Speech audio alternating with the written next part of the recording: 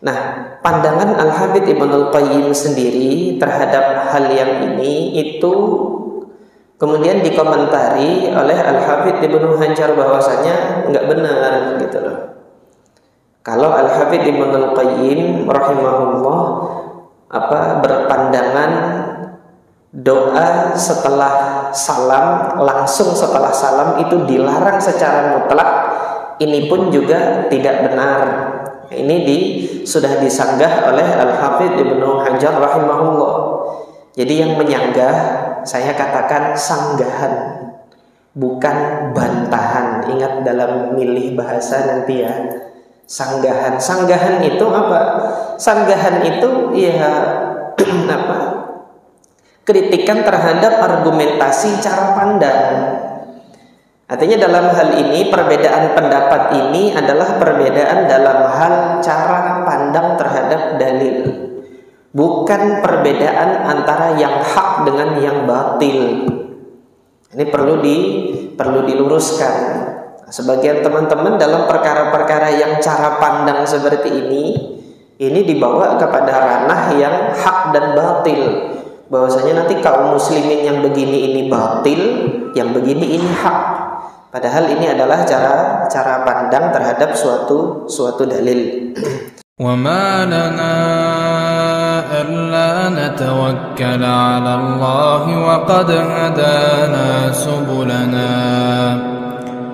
wa lanasbiranna 'ala ma adaytumuna wa 'ala Allah falyatawakkalul mutawakkilun. Jamaah sekalian yang dirahmati oleh Allah Subhanahu wa taala, alhamdulillah pada pertemuan pekan yang lalu kita sudah masuk kepada pembahasan bab yang baru, yaitu bab tentang zikir setelah sholat. Dan sudah kita baca hadis Abdullah bin Abbas radhiyallahu anhuma yang menyatakan bahwasanya zikir dengan mengangkat suara itu pernah dilakukan di masa Nabi Shallallahu Alaihi Wasallam masih hidup.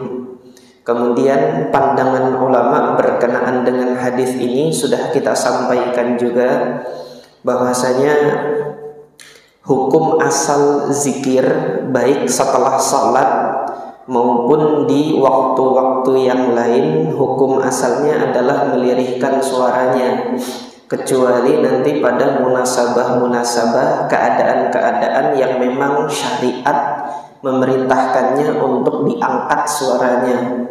Nah, diantaranya pada saat talbiyah, itu kan zikir yang diangkat suaranya. Talbiyah ketika haji itu, labbaik Allahumma labbaik, nah ini diangkat suaranya.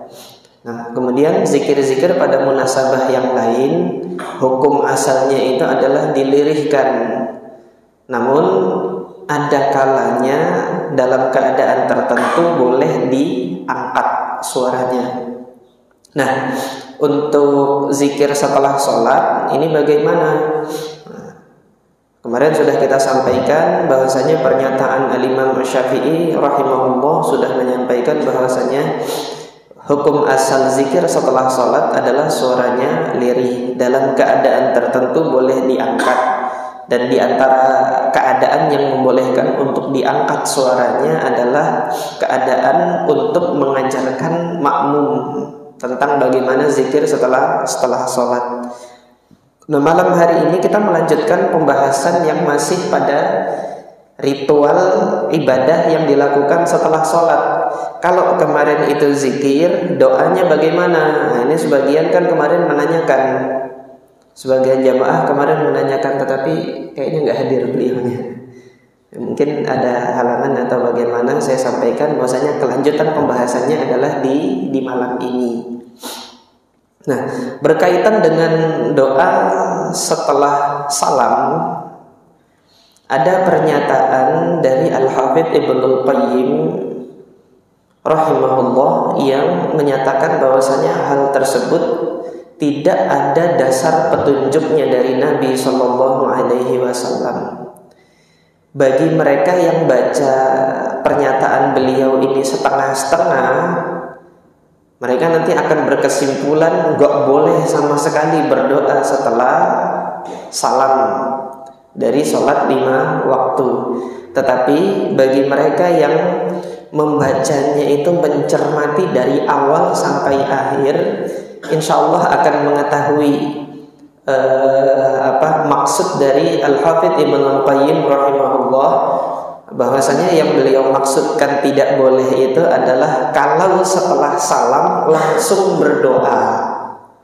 Tetapi kalau setelah salam didahului oleh zikir, beberapa zikir, kemudian berdoa, silahkan. Ini akan kita baca pernyataan beliau.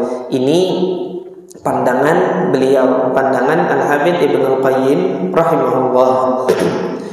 Nah, pandangan inilah yang kemudian nanti dibawa oleh sebagian teman-teman yang menisbatkan dirinya itu kepada manhaj salaf, bahwasanya manhaj salaf itu tidak boleh sama sekali berdoa setelah salam. Ini nggak benar. Yang demikian ini tidak benar, ini keliru. Karena Nabi SAW membolehkan. Ketika Nabi SAW membolehkan, maka pandangan yang menyatakan bahwasanya hal tersebut itu tidak boleh, ini pendapat yang terlalu tergesa-gesa di dalam menghukumi sesuatu. Nah, pandangan Al-Hafidz Ibnul Qayyim sendiri terhadap hal yang ini itu kemudian dikomentari oleh Al-Hafidz Ibnu Hajar bahwasanya enggak benar gitu loh. Kalau Al-Hafidz Ibnul Qayyim rahimahullah berpandangan doa setelah salam, langsung setelah salam itu dilarang secara mutlak, ini pun juga tidak benar. Ini sudah disanggah oleh Al-Hafidz Ibnu Hajar rahimahullah. Jadi yang menyanggah, saya katakan sanggahan, bukan bantahan. Ingat dalam milih bahasa nanti ya. Sanggahan. Sanggahan itu apa? Sanggahan itu ya kritikan terhadap argumentasi cara pandang.